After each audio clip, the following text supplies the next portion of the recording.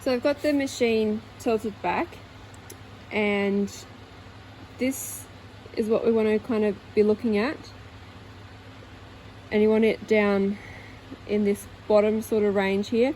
It moves when you move the flywheel, so get it about this point, and then I've pushed the timing belt over so that I can get at this little screw underneath here, which is a locking screw on this one.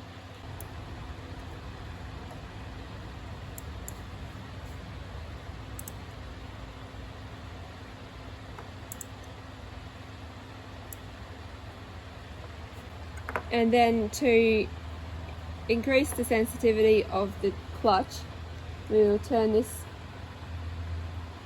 anti-clockwise.